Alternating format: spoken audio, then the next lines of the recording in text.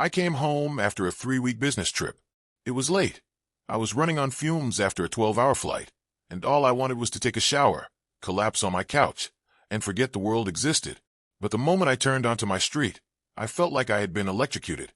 There was a sold sign on my front lawn. I slammed the brakes so hard my tires screeched. No, this had to be a joke. A mistake.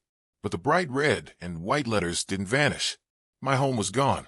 I flew out of my car, slammed the door, and ran to the front door. And that's when the nightmare got worse. Inside in my living room, calmly packing up boxes, was her, Catherine, my stepmother. With a satisfied smirk, she sealed up another box, as if she were packing up her own things, and not mine. "Oh, you're back early," she said, barely glancing at me. I was shaking. What the hell is going on? She let out an exaggerated sigh, as if I was the one causing problems. "We sold the house," she said, her tone as casual as if she was discussing the weather. My vision blurred with rage. "We," I shouted. "This is my house. I bought it. I paid for it. Every damn cent." She gave me that condescending smile I always hated. "Oh, honey, don't be naive. It's all family money. Shared assets. You didn't think this was truly yours, did you?" I felt like I was about to explode. "And Mom, where is she?" Catherine shrugged. "Already in Italy. Needed a little break." My stomach twisted into knots. They sold my house and ran off to Europe with my money? And what am I supposed to do now? I growled. Her answer made my blood boil. "You're young. You'll figure it out," she said, patting my cheek like I was some lost puppy. "You'll thank us later." I clenched my fists so hard my nails dug into my palms. "Where's the money?" She smirked. "Oh, don't worry. Some of it's been set aside for you. We found a nice little condo in the city. Smaller, more manageable. The rest, well, we needed a little vacation, obviously." I felt physically sick. She dusted off her hands, grabbed her designer suitcase, and strolled toward the door. "Anyway, I have a flight to catch. 5-star hotels, private tours, the works. I'll bring you back a souvenir." And just like that, she was gone. I stood there in my empty house, staring at the space where my life used to be. Everything I had worked for, everything I had built, it was all gone. But if Catherine thought I was going to roll over and accept this, she had no idea who she was dealing with. She could sip her overpriced champagne all she wanted, because when she landed back home, she'd have nothing left. I stood frozen in my empty house, my breath coming in shallow gasps. My stepmother had walked out like she hadn't just ruined my life, like she hadn't just ripped the ground from under me with a designer-clad foot. I could still hear the echo of her smug, dismissive tone. "You'll thank us later." My hands clenched into fists. No, not this time. I wasn't some helpless kid anymore. I wasn't going to let Catherine and my mother steal everything I worked for and walk away unscathed. They thought they won. They had no idea what was coming. The first thing I did was check my bank accounts. Maybe, just maybe, there was still a chance the money from the house hadn't been completely drained. I opened the app. My stomach dropped. $480,000. That was the deposit from the house sale. And right below it, a rapid-fire series of withdrawals. Luxury hotels, designer stores, first-class flights, international transfers. The money wasn't just gone. They had burned through $500,000 in weeks. I shut my phone off before I threw it through a window. I grabbed my laptop and started digging. There had to be something, some way to unravel what they had done. And that's when I saw it, the mortgage refinance. Months ago, while I was working out of state, Catherine had pulled a move so slick it could make a Wall Street con artist jealous. She had refinanced the mortgage behind my back, removed my name from the deed, and transferred everything under her name. Legally, she had every right to sell it. But that's the thing about fraud. It's only legal until you get caught. I picked up my phone and made 2 calls. The first was to my lawyer, Chris. Chris had been my friend since college, a sharp-as-hell attorney who lived for taking down people like Catherine. I explained everything, my voice shaking with barely contained rage. Chris let out a low whistle. "Damn, that's cold. Tell me you can do something." He was silent for a moment. Then, in a tone I recognized as deadly serious, he said, "If she forged any signatures, manipulated any documents, she's toast." Bingo. Chris got to work pulling every piece of paperwork related to the refinance, looking for the thread that would unravel her scam. My next call was to Uncle Mike. Mike wasn't really my uncle, but he'd been my dad's best friend before he passed. And more importantly, he hated Catherine, and he just so happened to own an independent accounting firm, When I told him what happened, he practically roared through the phone. That greedy witch took your house. Hell no. I'm in. What do you need? Mike started digging into Catherine's finances.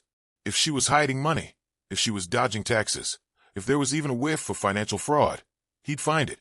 For the next week, I stayed quiet. I didn't call my mother. I didn't text Catherine. I let them enjoy their European getaway, blissfully unaware that I was tearing apart the foundation of their little scheme. Then, 3 days before they were set to return, my phone rang. It was Chris, and his voice was full of barely contained excitement. Ethan, we got her. Game on. The moment Catherine's flight landed, I was waiting. Not at the airport, no. That would have been too easy. I was waiting for her at the house she no longer owned. She strolled up the driveway like a queen returning to her castle, rolling an expensive leather suitcase behind her. She was still tanned from her European vacation, her nails freshly manicured, her overpriced sunglasses pushed up into her perfectly styled hair. She looked relaxed, smug. That wouldn't last long. She reached the front door, punched in the security code, and nothing happened. She frowned. Tried again. Still nothing. I leaned against my car, watching. The moment she yanked off her sunglasses and started jabbing at the keypad like it had personally offended her, I called out, "Problem." She turned so fast, she nearly tripped over her suitcase. The second she saw me, her expression twisted in irritation. "What the hell are you doing here?" I smiled. "Oh, just enjoying the view. You look confused. Didn't expect to get locked out of your own house." She scowled. "Move, Ethan. I don't have time for your tantrum." I took a slow step forward. "Oh, but I think you do. In fact, I think you've got nothing but time now." She huffed and crossed her arms. "I don't have time for your games. Open the damn door." I grinned. "Oh, I would if it were your house. But—" I gestured toward the front window, where a very large, very official foreclosure notice was taped to the glass. Looks like the bank had other ideas. Her face drained of color. "What did you do?" I shrugged. "Not me. You did this. You see, when you refinanced the mortgage and forged my signature, you made a little mistake. That's fraud. And when fraud gets flagged, banks don't like it very much." Her lips parted, her breathing shallow. She turned to the house, like she could will it back into existence. "That's impossible," she whispered. I sighed. "You know, it's funny. Turns out banks don't take kindly to people committing mortgage fraud. So when my lawyer sent over proof of your little crime, they froze the sale. And when my dear Uncle Mike tipped off the IRS about some irregularities in your finances—" I let out a low whistle. "Well, let's just say the government wasn't too happy with you." She stumbled back, like I'd physically shoved her. "You did this," she breathed, her voice shaking. I tilted my head. "Catherine, you stole my house. You spent my money. And you thought there wouldn't be consequences." She looked lost. Then her expression hardened. "I'll fix this. You'll what?" I cut her off, stepping closer. "Run to Mom? Cry to your lawyers? You think you can just, undo this?" I let out a low laugh. "You can't fix this, Catherine. You don't own this house anymore. You don't own anything." She was breathing fast now, her perfect nails digging into her arms. She opened her mouth, probably to lie, probably to spin some excuse. But before she could get a word out, her phone rang. She snatched it up, still glaring at me as she answered. "What?" And then, as she listened, her face turned gray. Her eyes darted to me, wide with horror. I smiled. "That'll be the IRS." Checkmate. Catherine staggered back, phone still pressed to her ear, her face frozen in shock. I watched with pure satisfaction as reality punched her in the gut. What do you mean an investigation?" she stammered into the phone. "There must be some mistake." I crossed my arms, leaning casually against my car, taking in the show. There was no mistake. She had screwed herself over the moment she forged my name on those mortgage documents. The IRS audit? That was just the cherry on top. I heard her sharp intake of breath as the agent on the other end of the call no doubt explained just how deep in trouble she was.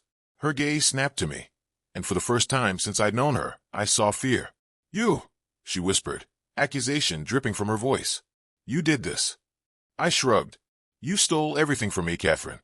You expected me to just accept it." I let out a low chuckle. "Actions have consequences. I thought a smart woman like you would understand that." Her hand was trembling as she pulled the phone away from her ear and ended the call. For a long moment, she just stood there, looking completely lost. Then she did what all scammers do when the walls close in. She tried to bargain. "Listen," she started, voice suddenly softer, fake sympathy oozing from her lips. "Ethan, sweetheart, let's talk about this. I know you're upset, but I can fix this. I can." I held up a hand. "No, you can't." She blinked. I took a step forward, my voice calm even. "You didn't just steal from me, Catherine. You committed federal crimes. Mortgage fraud, tax evasion. You forged documents, laundered money, and the best part." I smirked. "You left a paper trail a mile wide." Her jaw clenched, that smug mask slipping. "I can make this right." She tried again, desperation creeping into her voice. "Oh, you'll make it right," I said. "In court." A car pulled up to the curb. I didn't have to look to know who it was. Chris, my lawyer, stepped out, looking sharp and utterly composed, a stack of legal documents in his hands. Behind him, a second car pulled up, a sleek black SUV. The IRS agents had arrived. Catherine turned pale. Chris approached her with the cold, detached efficiency of a man who had all the power. "Catherine Reynolds?" She didn't respond, just stood there, frozen in place. Chris handed her a thick envelope. "Consider yourself served." Her hands shook as she took it, barely able to hold onto the papers. I leaned in, lowering my voice just enough for her to hear. "Looks like that European vacation is going to be your last trip for a long, long time." The IRS agents stepped forward. "Mrs. Reynolds, we need you to come with us." Panic flashed across her face. She looked at me, eyes wide, searching for anything, mercy, sympathy, a lifeline. I gave her nothing. As they led her to the SUV, she finally broke. "Ethan, please." I turned away before she could finish. I had nothing left to say. Catherine was done, and I was free. Catherine was gone. The last thing I saw was her wide, pleading eyes as the IRS agents loaded her into the back of their SUV. She must have thought I would save her at the last second, that I would swoop in like some forgiving fool and make it all go away. She was wrong. I watched the car pull away, taking her to the nightmare she had created for herself. Then, for the first time in weeks, I took a deep breath, the kind of breath that tastes like freedom. It didn't take long for the dominoes to fall. Catherine's assets, frozen. Her accounts, drained by legal fees and government penalties. The fraud case, airtight. And my mother? Well, she wasn't far behind. See, while Catherine was the mastermind, my mother had signed off on enough paperwork to implicate herself. She had benefited from stolen money, spent it just as recklessly, and ignored every red flag along the way. She tried to distance herself once Catherine got arrested, claimed she had no idea what was happening. But ignorance doesn't hold up well in federal investigations. Within a month, she had her own legal troubles knocking on the door. She called me. She texted. She begged. I ignored every message. She had made her choice. About 3 months later, I ran into Uncle Mike at a cafe. He was grinning like he had just won the lottery. "You're gonna love this," he said, stirring his coffee.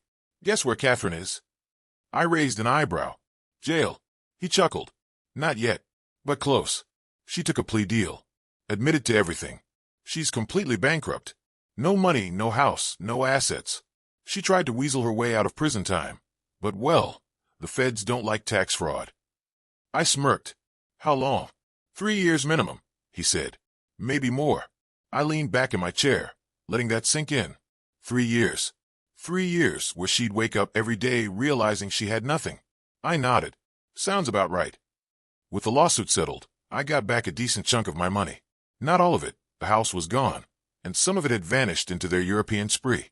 But between the fraud settlement, damages, and the government repossessing everything Catherine owned, I walked away with a very nice payday. I bought a new place. Not a condo. Not some more manageable apartment like Catherine had smugly suggested. A house. My house. Bought outright, with my money, under my name. No co-signers. No hidden traps. Just me.